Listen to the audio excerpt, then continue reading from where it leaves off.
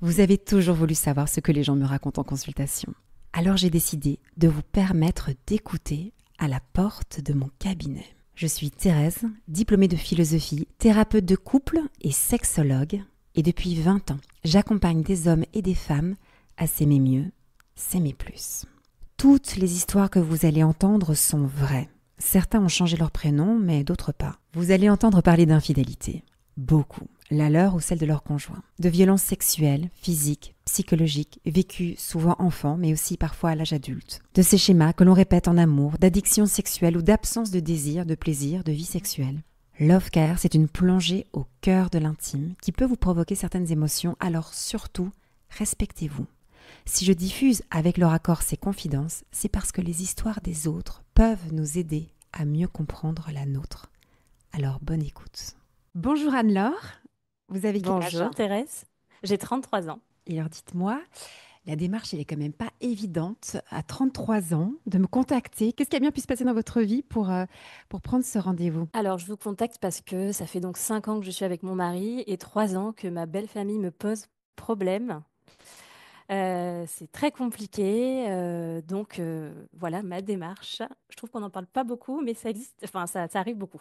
Oui, la belle famille qui pose problème. En quoi elle vous pose problème Anne-Laure? Alors, ils ont cherché à nous séparer plusieurs fois. Si vous voulez que je vous raconte un peu comment Oui, ça a commencé, peut-être. oui. Au début, donc, j'étais la belle-fille idéale, géniale, trop jolie, trop sympa. Ils étaient tous très contents. Et ça a commencé, du coup, avec la belle-mère qui m'a fait de plus en plus de piques en me disant que même si un jour je me marie, donc j'étais pas mariée à ce moment-là, mais même si un jour je me marie avec son fils et que si on a des enfants, ça ne veut rien dire et que du coup, elle ne s'attacherait jamais à moi.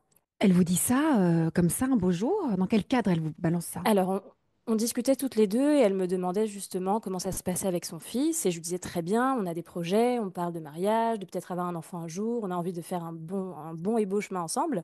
Et elle me dit, ah mais tu sais, si, même si vous vous mariez et si vous avez des enfants, je ne m'attacherai jamais à toi, j'ai toujours été comme ça. Sachant qu'elle s'était présentée comme une belle-mère un peu victime de ses enfants, de son mari, qui n'étaient pas tous gentils avec elle, qui n'envoyaient pas de messages.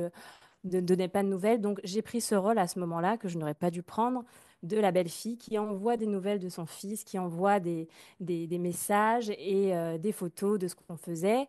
Et à partir du moment où elle m'a dit ça, j'ai tout coupé d'un coup, parce que j'ai eu un double couteau dans le cœur, parce que ma famille, à moi d'origine, vit à 8 000 kilomètres. Donc c'était pour moi une deuxième famille, entre guillemets. Donc j'ai eu très très mal et j'ai coupé court. Donc au moment où vous étiez prête à vous attacher à cette belle famille, elle vous Oui, dit, je te préviens, je m'attacherai pas à toi. oui, tout à fait. Et est-ce qu'elle vous explique pourquoi elle va pas s'attacher à vous? Ben, elle m'a dit qu'en gros, bah, justement, le mariage ne voulait rien dire, qu'en cas de séparation avec son fils, ben, elle veut pas s'attacher parce que c'est quelqu'un qui s'attend toujours au pire, qui a vécu une infidélité dans son couple et enfin, qui a beaucoup de problèmes dans son couple aussi également.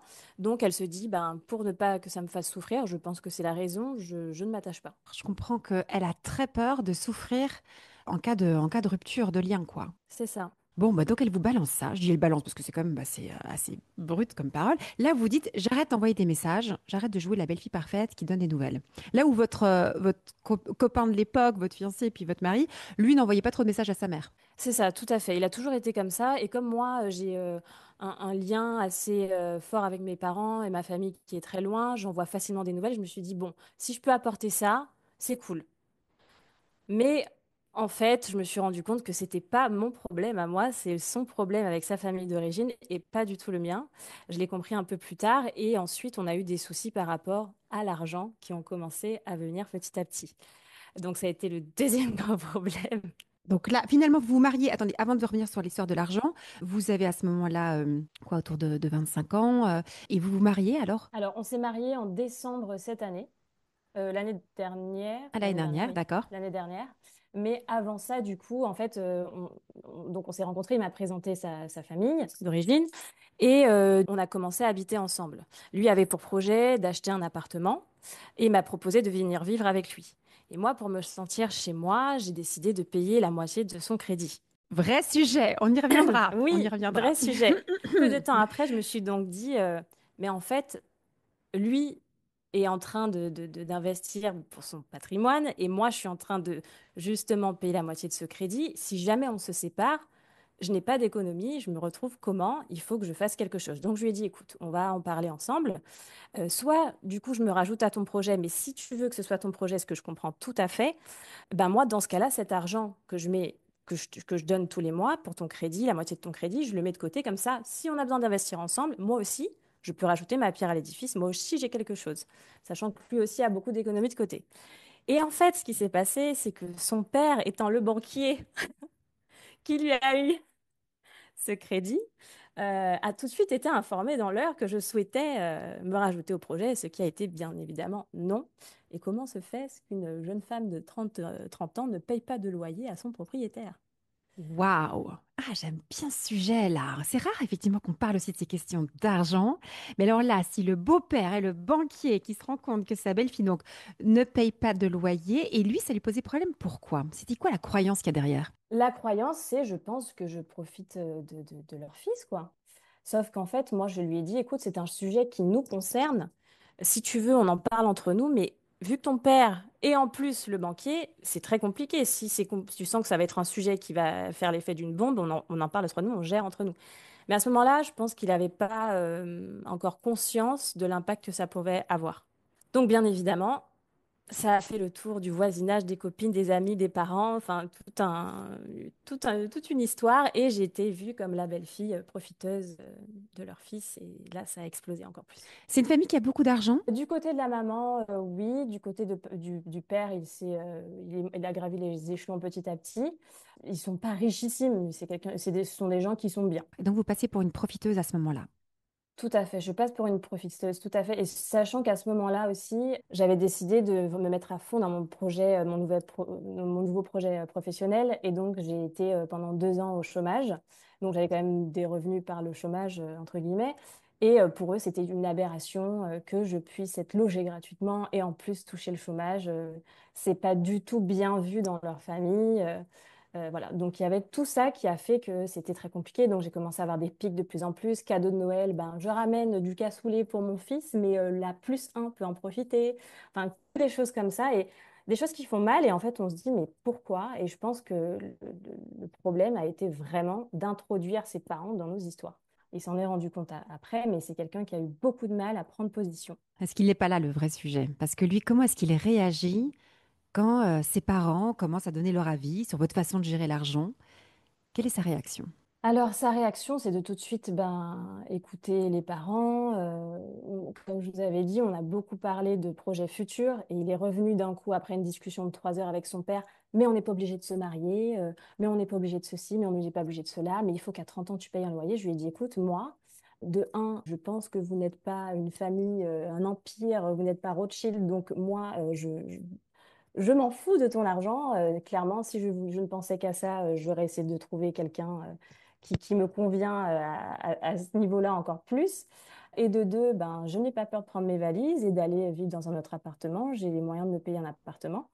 Et lui, dans ce cas-là, bah, il était un peu complètement perdu. Et heureusement, on a eu cette discussion avec des amis proches dans la même disposition que nous. Et là, donc, le copain de son ami lui a répondu, mais jamais je ne lui ferai payer de loyer alors que cette fille empochait elle-même des loyers d'un appartement qu'elle louait. Et il lui a dit, écoute, moi, c'est de l'argent pour nous, plus tard, après, chacun gère ses finances comme il le veut, chacun peut avoir son compte séparé ou autre, mais il lui a dit, jamais je ne lui ferai payer la moitié de mon crédit, c'est hors de question. Et là, il a commencé à ouvrir un peu sa manière de voir les choses. Donc, merci les amis, parce que je ne sais pas si aujourd'hui, on aurait pu continuer, parce que moi, je me sentais vraiment, de un, pas aidée et pas comprise. Et en plus de ça, il était vraiment, je reste sur ce que mes parents me disent, quoi. Donc, une fois que lui accepte la situation, comment se passe la relation avec ses propres parents? C'est difficile, il a fait beaucoup de Zoom, de vidéos, parce qu'ils sont dans le sud et nous, on est à Paris, beaucoup de vidéos, de visio avec ses parents pour essayer de régler la situation. Ses parents demandaient à ce que moi, je vienne également pour m'expliquer et je lui ai dit, écoute, ça ne me regarde pas, en fait, je suis juste le bouton déclencheur de vos problèmes familiaux, donc ça ne me regarde pas, tu gères avec tes parents, là, c'est le moment pour toi de grandir, donc gère. Et il avait beaucoup de mal parce que ça a toujours été, il a une sœur qui a toujours été le vilain petit canard, et lui l'enfant parfait. Donc de cette image d'enfant parfait qui est en train de tomber face à ses parents, je pense que ça a été très difficile pour lui. Donc c'est avec vous qu'il a pu prendre position par rapport à ses parents et en tout cas commencer un petit peu à s'affranchir de leur autorité ou de leur pouvoir sur lui. C'est avec moi, donc forcément, bah, c'est de ma faute. Notre fils n'était pas comme ça. Donc Avant après, d'être oui, avec vous. c'est ça. Et je lui ai dit, je pense que si tu m'as rencontré aussi, c'est que tu avais besoin de ça et d'aller vers ça, en fait. Il a fallu énormément de temps et aujourd'hui encore, c'est très compliqué. J'ai conscience que ce n'est pas moi le problème, mais plutôt le bouton déclencheur, comme je disais. Mais moi, ma question aujourd'hui, c'était vraiment de me dire comment on fait quand notre propre limite est atteinte par rapport à sa belle famille. Comment on fait? Je n'ai plus envie de passer de fêtes de Noël avec eux, je n'ai plus envie de passer des moments à table parce que je me prends des tunnels où ils ne parlent qu'à leurs enfants. Il n'y a aucune question dirigée vers les partenaires. Il y a des pics tout le temps. Encore une fois, cet été, j'y étais, ça faisait 2 ans et demi que je n'avais pas été chez eux. J'ai eu droit à ceux qui ne payent pas le loyer sont des squatteurs. En discussion avec une amie à elle, très très fort pour que j'entende, où on me présente comme si je suis un vulgaire torchon aux voisins, alors que oui, c'est mon fils, je vous présente mon fils, et voilà. Donc c'est très très dur, et moi je lui ai dit, écoute, ma limite, elle est complètement atteinte, je n'en peux plus. Et quand vous dites ça, quand vous dites à votre mari, parce qu'aujourd'hui c'est votre mari, Oui, tout à fait. les parents sont quand même venus le jour du mariage et ont joué le jeu ou bien ont été très opposés? Pas du tout. L'annonce du mariage a été catastrophique. La mère s'est mise à pleurer en lui disant, mais qu'est-ce que tu fais? Est-ce que tu es sûre? Et le jour du mariage, clairement, c'était un enterrement pour eux. Ils ont tiré la gueule tout du long. Ah oui, ils ont tiré la gueule. Ils n'avaient pas de voix pour venir enfin, elle n'avait pas de voix pour venir me parler, mais par contre, elle parlait à tout le monde. Et je n'ai eu aucune félicitation ni rien du tout. Et aujourd'hui, pareil, je ne suis pas la femme de son fils, je suis à l'heure. Et aujourd'hui, je ne sais pas par quel miracle, mon conjoint a décidé d'aller voir un psychologue pour régler ça. Donc ça, c'est un énorme soulagement pour moi et je pense que ça va l'être aussi pour lui parce que déjà, un homme qui décide d'aller voir un psychologue, c'est pas tout le temps gagné. Surtout qui vient d'une famille pour qui les psychologues, c'est des fous. Ça veut dire Donc, qu'il a pris conscience qu'il y avait quand même un enjeu affectif, un enjeu émotionnel, psychologique derrière ce conflit. tout à fait. Et ça, c'est très important, cette prise de conscience. Effectivement, c'est plutôt une très bonne nouvelle. Le plus difficile à vivre pour vous actuellement, c'est quoi? Le plus difficile, c'est que d'un côté, disons que ça finit par ne plus me toucher ce qui est en train de se passer. Mais après, on va voir comment aussi mon conjoint gère les choses, parce qu'il y a eu des choses qui ont été faites devant lui où il était complètement tétanisé, il ne disait rien. Mais après, il venait me dire, j'ai conscience de ce qui s'est passé, mais en fait, j'arrive pas à bouger. Donc, j'espère qu'il y arrivera de plus en plus. Et le gros conflit et le dilemme que j'ai, c'est moi, ma limite est atteinte. Et lui, il va avoir de la peine si bah, je ne suis pas là aux fêtes de Noël, si je ne viens plus chez les parents. Donc, je suis coincée un peu entre les deux. Et mon but, c'est pas de lui faire de la peine, mais je dois me respecter aussi, quoi. Oui, donc c'est ça qui est le plus difficile à vivre. C'est de dire, je sens bien que j'ai atteint mes limites, mais si maintenant je me respecte moi, je vais plus aller dans ma belle famille. Mais si je ne vais plus dans ma belle famille, je risque de faire de la peine à mon mari que j'aime et j'ai pas envie de lui faire de la Mm, peine. C'est ça? tout à Espèce fait. de conflit intérieur. Une question quand même importante. Vous avez des enfants? Non, on n'a pas encore d'enfants. On ne sait pas si on veut en avoir pour l'instant. C'est un sujet dont on parle pour faire des petites mises à jour, pour savoir où est-ce qu'on en est chacun de notre côté, mais on n'en a pas encore. D'accord. Parce que, évidemment, quand l'enfant vient, ça va être aussi un vrai sujet, parce qu'on ne peut pas non plus priver ses enfants de ses beaux-parents, sauf si, évidemment, nos enfants sont en danger avec eux. Mais donc, ça rajoute à la complexité de la situation. Tout à fait. Est-ce que votre mari vous dit, Anne-Laure, si tu viens pas à Noël, si tu viens pas aux réunions de famille, je serai profondément malheureux. Est-ce qu'il vous le dit, ça? Alors, il me le dit pas, il me le dit pas forcément, mais je le comprends. Je sais que pour lui, aller chez ses parents, vu comment il y a des tensions entre ses deux parents, c'est compliqué. Et il me dit, je suis toujours mieux quand tu es là. Donc, je suis contente que tu sois avec moi, content que tu sois avec moi. Après, pour les fêtes de Noël, oui, c'est ben, d'un côté, moi, j'ai pas ma famille d'origine qui est là, et si je dois être avec eux, compliqué. Et je sais que ça lui fera de la peine. Il me le dit pas forcément, mais je le comprends. De quoi vous auriez besoin pour être bien, pour être sereine, apaisée, puis même presque joyeuse dans cette situation-là, chez vos beaux-parents? Qu'est-ce qui vous aiderait? Bon, on va pas changer vos beaux-parents, hein, d'accord? Votre belle-mère, elle reste à votre belle-mère, votre beau-père aussi. Bon, malheureusement, on n'a aucun pouvoir sur eux.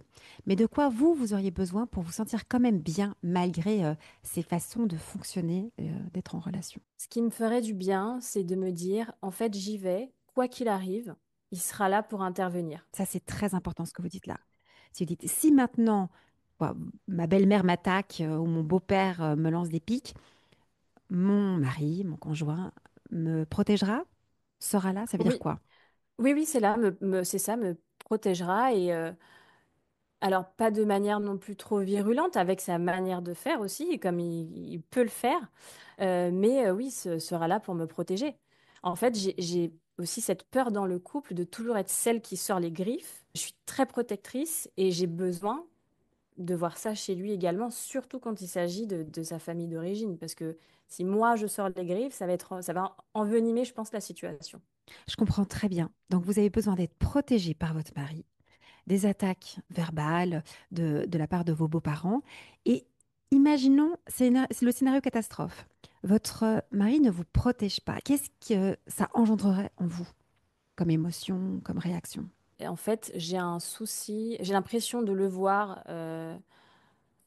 redevenir un petit enfant et j'ai un problème d'admiration à ce niveau-là, en fait. C'est vraiment, et c'est vrai qu'à chaque fois, j'ai remarqué que quand il revient chez ses parents, c'est vraiment, je me remets dans la peau de cet enfant parfait qui a 10 ans. Regardez, je fais ça bien. Regardez, je fais. C'est vraiment ce retour à chaque fois aux sources, si je puis dire, qui le remet dans sa peau de petit garçon, quoi. Et c'est vrai que du coup, j'ai cette admiration qui tombe complètement. Je comprends totalement ce que vous dites. C'est hyper important ce que vous partagez dans ces modes de fonctionnement. C'est que si vous voyez que votre mari ne vous protège pas, ne sait pas faire face à ses parents, ça veut dire qu'il se comporte comme un petit garçon qui est complètement soumis, effacé devant ses parents. Là, vous perdez toute l'admiration. Et si vous perdez l'admiration, vous perdez une part d'amour qui est quand même très importante. Et vous voyez aussi, ça, c'est vraiment une expérience que beaucoup font, quand votre mari est chez ses parents, il peut régresser, quoi.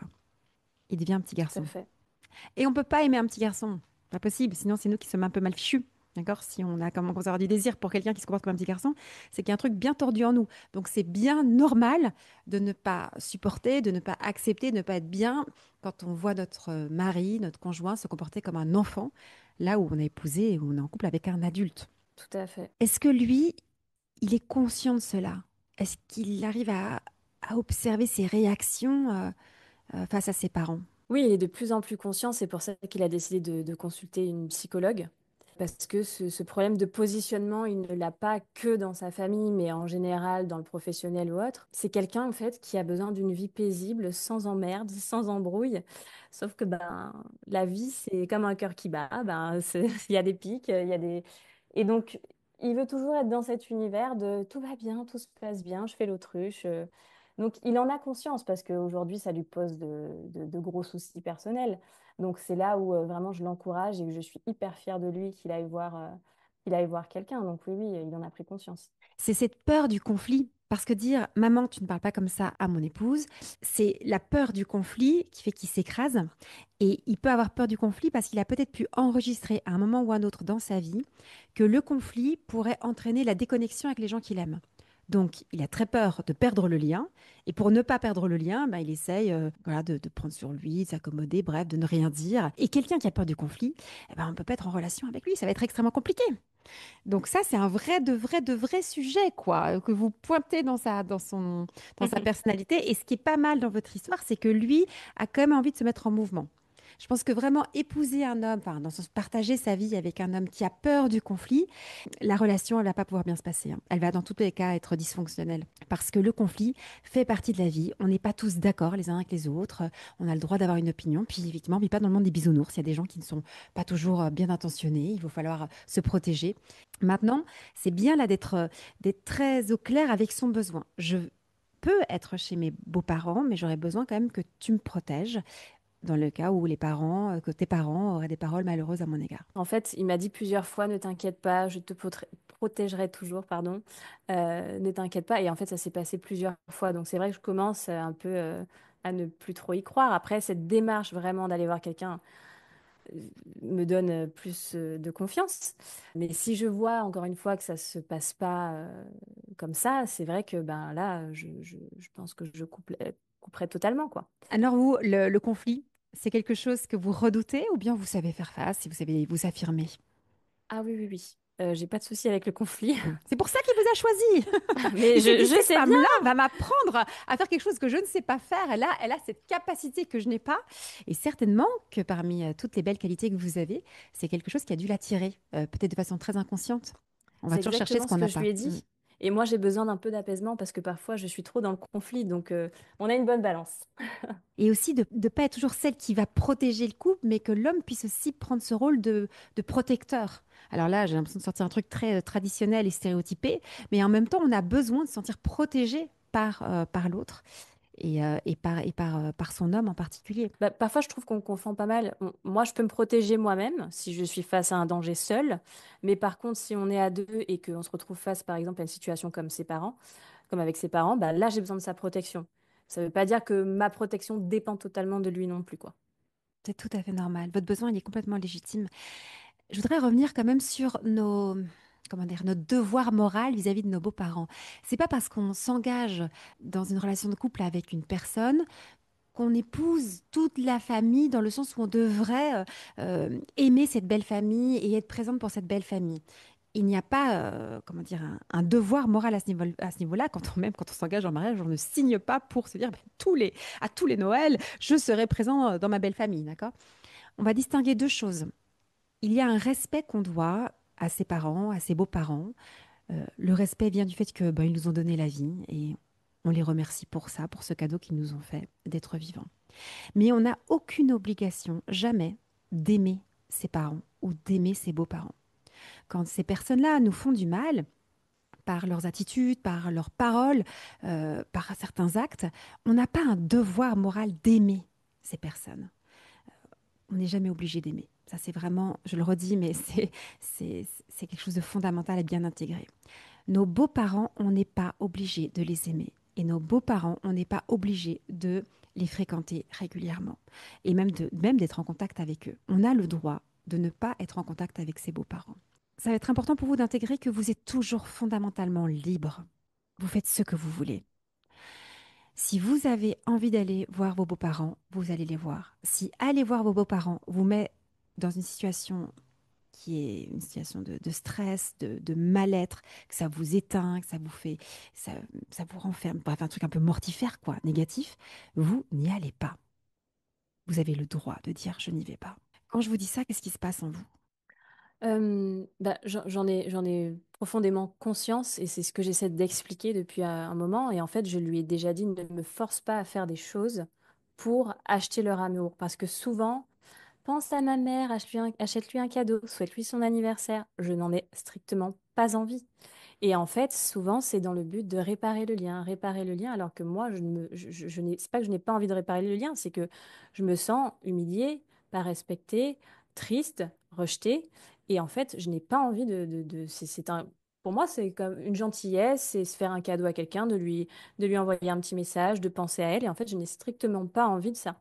Et je lui ai déjà dit stop. Pourquoi vous n'avez pas envie de faire ça avec vos beaux-parents? Enfin, vu tout ce qui s'est passé, ça me donne pas envie. Je n'ai vraiment pas à cœur de faire ça. Et de deux, je me sens forcée en fait à chaque fois. Je me sens totalement forcée parce qu'il faut entretenir ça, mais derrière, c'est toujours les mêmes choses. Donc, le jour où j'aurai réellement envie, je pense il y a rien de mieux que d'avoir réellement envie de faire quelque chose. Sinon, ça ne vaut rien. Enfin, pour moi en tout cas. Cette discussion, elle est très importante parce que on peut être assez d'accord euh, pour dire que c'est important de faire les choses quand on en a envie, d'être libre. On est quand même dans euh, oui, dans cette exploration de la liberté aujourd'hui, dans cette valorisation de la liberté aujourd'hui. Mais quand il s'agit de nos parents, de nos beaux-parents, on peut encore avoir beaucoup de résistance. On peut encore se Oui. dire que on est forcé, il faut, on doit, c'est ça qui est bien de faire. Être forcé d'aimer ses beaux-parents, être forcé d'aimer ses parents. Et comme vous dites, si on est forcé, eh bien rien de bon qui va en sortir. Et puis alors aussi, un autre danger, c'est que quand on est en relation, comme vous l'êtes là avec votre mari, c'est de faire les choses pour faire plaisir à l'autre. Si vous allez voir vos beaux-parents pour faire plaisir à votre mari, qu'est-ce qui risque d'arriver? Bah, je pense que je vais me sentir déjà mal à l'aise, forcée, pas libre du tout de mes choix. Et Et ça va avoir quoi comme conséquence sur votre relation avec votre mari? bah, j'aurais un peu l'impression d'être dans une espèce de soumission, d'être une enfant qui doit faire plaisir, d'être... Ouais, c'est ça. C'est exactement ça. La logique de l'enfant, c'est qu'il veut faire plaisir aux autres. Il veut faire plaisir à papa, maman et la maîtresse pour donner une bonne image de lui dans l'espoir d'avoir la confirmation qu'il est quelqu'un d'aimable. Donc, la posture de l'enfant, c'est une personne qui est encore encombrée par cette grande question existentielle. Est-ce que je suis aimable? Et qui veut donner une bonne image de lui, une bonne image d'elle, dans l'espoir qu'on lui dise oui, oui, tu es vraiment quelqu'un de bien. La différence avec l'adulte, c'est que l'adulte, il a répondu positivement à cette question. Il sait qu'il est aimable, il sait qu'il a de la valeur, il cherche plus à plaire aux autres, il cherche à plaire à soi-même. Il sait que sa valeur ne dépend pas du regard que les gens portent sur lui ou sur elle. Et c'est ça qui donne une grande liberté intérieure. On devient adulte le jour où on comprend qu'on n'est pas responsable du bonheur des gens autour de nous, qu'on n'est pas en train de vouloir faire plaisir à tout le monde, qu'on est responsable que d'une seule et unique chose, notre bonheur. Mais parce qu'on aime notre mari, qu'on aime notre épouse, qu'on aime nos enfants, qu'on aime nos beaux-parents, nos amis, notre famille, bref, les gens autour de nous, on a l'intention qu'il soit heureux, mais on ne se sent pas responsable. Et c'est là la grande différence. C'est-à-dire que je ne vais pas me dire que je suis en charge du bonheur des gens autour de moi. Je vais faire les choses de façon toujours respectueuse, ordonnée à l'amour, mais je ne cherche pas à leur plaire, je ne cherche pas leur approbation et je ne recherche pas à les sauver et à leur faire du bien, quoi. Est-ce que vous voyez un peu cette différence de positionnement? Je vois très bien, oui, oui. Bah, c'est vrai que après, je suis quelqu'un, je vais m'en moquer complètement de ce qu'ils vont penser, et c'est ce que j'expliquais à mon mari, c'est que je m'en moque de ce qu'ils pensent de moi. C'est ton comportement qui est le problème. Aujourd'hui, c'est pas ce qu'ils pensent de moi, puisque moi, je suis à l'aise avec ce que je suis. C'est vraiment ce qui va découler de ton comportement. Ça veut dire que tu leur permets de me parler comme ça, de m'humilier, de faire ce genre de choses. C'est ça, c'est ça qu'on a à régler en fait. Ce n'est pas ce que tes parents pensent de moi. Et il est libre de faire ça, c'est-à-dire que lui aujourd'hui il est adulte, si c'est ta liberté de ne rien dire, c'est ta liberté Mhm. de ne pas t'opposer, mais la mienne c'est aussi de te dire que quand je vois que tu ne t'opposes pas à tes parents, que tu ne me protèges pas, je perds l'admiration que j'ai pour toi, et sans admiration ça va être difficile de t'aimer. Donc ça Mhm. va atteindre l'amour que j'ai pour toi. Voilà, je te le dis, sache-le. T'en fais ce que tu veux de cette information. Donc comporte-toi comme tu veux, mais sache que ton comportement a des conséquences sur notre relation, sur notre amour. Bah, ça va même parfois plus loin que ça. C'est que je me dis, si on a un enfant plus tard et que par exemple, il y a un conflit par rapport à, je sais pas, une maîtresse, l'école ou n'importe quoi, je me dis, en fait, je serai en charge des conflits toute ma vie. Je dis, ça, je ne peux pas en fait. Je ne peux pas. Je veux bien être celle qui va à l'affront, mais j'ai besoin de toi aussi. On est une équipe. Et surtout aussi pour notre enfant quand on l'aura. Et même avant ça, on doit être une équipe avant même d'avoir un enfant. Ça doit être solide. Et donc oui, c'est pour ça que j'ai conscience de ce qui peut en découler aussi. Et vous avez totalement raison. C'est bien parce que vous avez cette conscience du danger parce qu'on ne peut pas avoir une vie d'adulte avec un enfant. C'est-à-dire qu'il a peut-être que votre mari, certainement d'ailleurs, il doit ressembler à un adulte, il a un métier d'adulte, il a une voiture, un appartement d'adulte, etc. Mais à l'intérieur, il a un fonctionnement d'enfant. Et donc, il y a un décalage entre l'adulte qu'il est sur le papier et son fonctionnement d'enfant qui fait que ce décalage va engendrer des problèmes dans les relations. Donc c'est pour ça que c'est fondamental ce que vous repérez et c'est aussi la raison pour laquelle souvent il y a des conflits avec la belle famille parce qu'on va voir ces immaturités chez son conjoint quand il est face à ses parents. J'aime beaucoup cette phrase, cette parole biblique, alors qu'on s'en croyant ou pas, elle est chargée d'un sens et même d'un point de vue psychologique, elle est folle parce qu'elle dit tu quitteras ton père et ta mère pour t'attacher à ta femme et ne former qu'une seule chair. Il a l'idée qu'il faut quitter son père et sa mère pour pouvoir se lier à quelqu'un d'autre. Évidemment, c'est quitter physiquement, mais c'est surtout aussi quitter psychologiquement. Et tant que Ce tu n'as pas fameux fait cet acte de cordon. quitter, exactement, c'est le fameux cordon ombilical. Tant que tu n'as pas quitté, t'arrives pas à t'attacher à ta femme, t'arrives pas à t'attacher à ton mari. Et donc la relation ne va pas être possible. Donc c'est un fondamental. Alors là, vous êtes encore en début de relation, vous le repérez. Ben, déjà, la bonne chose, c'est qu'il se met en mouvement, lui. Alors je pense qu'il y a beaucoup de personnes qui vont dire, ah ben moi, Vous avez de la chance que moi, mon mari ne se met pas du tout en mouvement. Et puis, est-ce que ce mouvement porte des fruits et qu'il arrive à reprendre cette posture d'adulte aujourd'hui? Et c'est là aussi que c'est très très beau parce que la relation conjugale, la relation de couple, elle va pointer aussi nos immaturités. Et comme nous, on veut un homme, un vrai, un adulte, on va pas laisser passer les immaturités. Et cette exigence qu'on a, qui est très très très belle, va aussi être comment dire, va inviter l'autre à grandir, quoi, à avancer. Et c'est ça le concept du couple, Ouais. c'est qu'on avance et qu'on grandisse. Donc le plus important, c'est de voir qu'il est en mouvement. Quand tout est figé, bloqué, je veux pas entendre, c'est toi qui as un problème, etc. Là, le mariage est quand même, enfin la relation est quand même très très très menacée. Et je voudrais revenir sur le point aussi sur, on prend une décision, est-ce qu'on va ou pas dans la belle famille? Donc on a insisté sur la liberté. Et alors la petite réflexion que vous pouvez avoir, c'est de vous poser la question. Ok, je suis libre. Dites, je suis libre. Je fais ce que je veux de ma vie. Attends, je fais ce que je veux de ma vie. Je le rappelle, on fait ce qu'on veut de notre vie. Bon, si je ne veux pas aller voir mes beaux-parents, je ne les vois pas. Comment je vais me sentir si je ne me rends pas à Noël dans ma belle famille? Ça veut dire que je peux visualiser la situation. Ah ben, je vais rester chez moi. Ou bien je vais aller voir peut-être des amis pour Noël, ou je ne sais pas, mais qu'est-ce que je ferai d'autre ce soir-là de Noël? Comment je vais me sentir si je sais mon mari avec ses beaux-parents, avec ses parents, pardon, et moi, voilà, ailleurs? Si j'envisage cette situation de façon très sereine et positive, ah, je vois que je vais pouvoir passer quand même un beau moment, eh bien alors, je n'y vais pas. Mais si je me rends compte qu'au fond de moi, ça va me rendre triste de ne pas être avec mon mari le soir de Noël, qu'au fond de moi, je vais être triste de peut-être être seule et qu'en fait, finalement, je ne vais pas me sentir bien dans cette option, eh bien, je peux aussi choisir d'aller voir mes beaux-parents parce que je sais que même si mes beaux-parents, sur certains aspects, m'emmerdent vraiment et sont pas faciles à vivre, je vais avoir un bénéfice à y être parce que je vais me sentir plus heureuse, plus joyeuse d'être en présence de mon mari à ce moment-là. Si maintenant je décide d'aller voir ma belle famille, eh bien, puisque c'est ma décision, puisque je suis fondamentalement libre, quand j'y vais, eh bien, j'y vais avec joie. J'y vais avec le sourire parce que je sais que c'est bon pour moi d'y être. Et donc, je ne fais pas la gueule. Je ne suis pas tout le temps avec, je sais pas, des petites piques aussi envers mon mari. Je fais ça pour toi. Non, non, je fais pas ça pour toi. Je fais ça de façon très égoïste parce que je sais que moi, je serais plus heureuse d'être avec toi chez eux que d'être ailleurs pour Noël.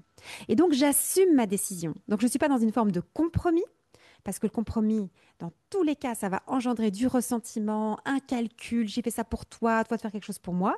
Mais j'assume ma décision comme une femme profondément libre de ses choix. Et donc, je le fais, je le vis avec joie. Même si, bon, peut-être que je vais devoir un peu prendre sur moi certaines situations qui me déplaisent, mais je sais que c'est bon pour moi d'y être. Est-ce que vous voyez un petit peu comment, justement, prendre une décision dans ces situations? Oui, je vois bien. Je vois tout à fait. Après, j'avoue que j'ai quand même un peu de chance parce que il m'a dit du coup, si tu ne viens pas à Noël, je resterai avec toi parce que je ne veux pas passer Noël sans toi. Donc j'irai soit avant ou après Noël chez ma famille d'origine du coup. Et comme ils habitent loin, et je pense parfois que c'est important pour les parents d'avoir leurs enfants seuls et de passer des moments avec leurs enfants seuls. Alors je C'est d'accord. peux faire acte de présence une ou deux fois dans l'année si c'est nécessaire et si j'en ai envie, mais ils commencent quand même à comprendre que je suis pas obligée de le faire. Donc c'est vrai que à ce niveau-là, j'ai quand même de la chance. Pour Noël, le sujet est déjà bien entamé. Et vous verrez peut-être que ça pourrait changer dans quelques mois ou dans quelques années, peu importe. Mais il faut vraiment que chaque décision que vous prenez, vous la prenez, vous l'assumez. Parce que vous êtes libre. Il n'y a aucune obligation à ce niveau-là. De respect, oui, mais pas d'amour et encore moins de présence. Et puis après, les beaux-parents, là, et les parents en général, il faut qu'ils comprennent une chose. C'est que à part passer un certain âge, eh bien, s'ils se comportent mal avec nous, on n'aura pas envie de passer du temps avec eux, quoi. Les parents ont une responsabilité de prendre soin de la relation qu'ils ont avec leurs enfants, de prendre encore plus soin de la relation qu'ils ont avec leurs beaux-enfants, s'ils veulent les avoir à leur côté. Et combien de parents, de beaux-parents ne le font pas, et après se plaignent de leur absence, mais ils sont aussi responsables. Ah oui, tout à fait. Mais c'est fou, ils ont cette impression que quoi qu'il arrive, les enfants les aiment coûte que coûte et qu'ils peuvent tout faire et c'est un amour, je sais pas comment expliquer, mais Oui, inconditionnel. En fait, et c'est là, et ça c'est vraiment super intéressant comme discussion là qu'on a ensemble, Laure, parce que beaucoup de parents pensent que leurs enfants vont les aimer de façon inconditionnelle, mais pas du tout. C'est les parents qui aiment d'un amour inconditionnel leur enfant, en général, et encore, c'est un choix, mais souvent c'est le cas, mais les enfants n'ont aucune, mais absolument aucune obligation d'aimer leurs parents et n'ont pas de façon, on va dire, naturelle, un amour inconditionnel pour leurs parents. Ça va se créer, se construire. On peut ne pas aimer sa mère. On peut ne pas aimer son père. Et donc aussi, bien sûr, on peut ne pas aimer ses beaux-parents. L'amour, c'est quelque chose qui se tisse, qui se construit, quoi. Et puis, il y a des personnes qui sont dignes d'être aimées, il y a des personnes qui se comportent mal et qui ne sont pas aimables, qu'on n'a pas envie d'aimer.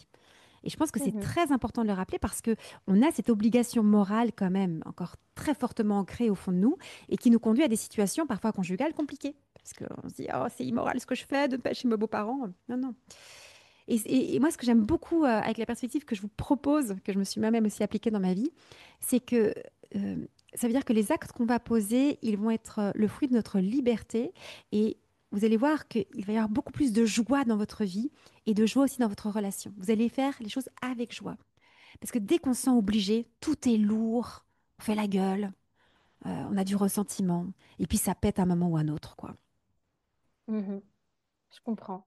Alors, on va devoir s'arrêter, mais comment est-ce que vous vous sentez là au terme de cet échange? Qu'est-ce que vous ressentez là au fond de vous?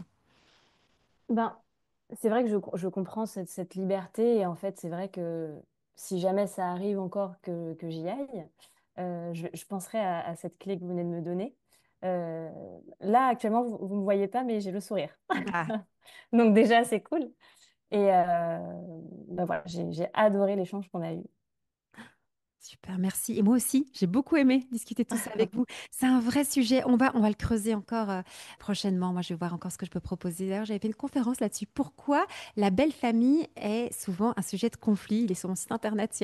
J'avais donné une conférence comme ça pendant une heure et demie sur ce sujet parce que il y a beaucoup de choses que ça vient éveiller. Là, on a parlé de l'argent et on a eu l'occasion de parler de cette posture voilà, qu'ont parfois certains conjoints d'enfants vis-à-vis de leurs parents, alors qu'on voudrait qu'ils soient adultes.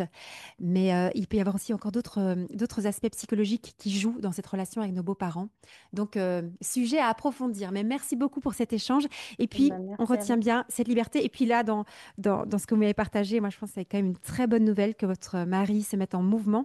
Et ce que je trouve magnifique dans votre témoignage, c'est qu'on voit bien à quel point la relation d'amour, la relation de couple, nous invite à grandir. Et c'est trop beau ce qui se passe entre vous. On arrive avec toutes nos immaturités, toutes nos fragilités, mais grâce à l'autre, je vais devenir davantage moi-même. Grâce à l'autre, je vais prendre cette posture d'adulte, de femme, d'homme. Il a de la chance de vous avoir, votre mari, et certainement que vous aussi. J'en ai aussi de là-bas, oui, mais Mais vous êtes c'est dans vrai une qu'on belle dynamique. on parle beaucoup, on communique beaucoup C'est et magnifique. parfois je me dis que c'est pas de la chance, c'est juste qu'on travaille, c'est un travail, c'est un choix qu'on fait tous les deux, tous les jours. C'est vous qui avez raison de dire ça. C'est pas de la chance, c'est du travail. Eh bien, bonne continuation à vous, et puis Merci, merci en tout cas pour cet échange. Au revoir. merci, au revoir. Si l'écoute de cette consultation vous a permis de mieux comprendre la complexité des relations humaines, des relations d'amour, des relations sexuelles, si elle vous a donné des clés pour éclairer votre propre vie ou celle de vos proches, mettez un avis 5 étoiles, likez la vidéo, abonnez-vous pour que je puisse le savoir et vous en proposer d'autres. C'est très important pour moi. Je poursuivrai cette aventure seulement si elle vous aide. Si vous sentez le besoin d'être accompagné, sachez que j'organise des stages réservés aux célibataires, des stages réservés aux femmes, des stages réservés aux couples, que chaque semaine je vous envoie une newsletter, le boudoir de Thérèse, où je vous partage des idées pour raviver la flamme sexuelle, qu'il y a un catalogue de plus de 70 conférences sur l'amour et la sexualité à écouter et que je reçois aussi en consultation privée. Allez faire un tour sur mon site internet www.thereseargot.com. À très bientôt pour une nouvelle consultation.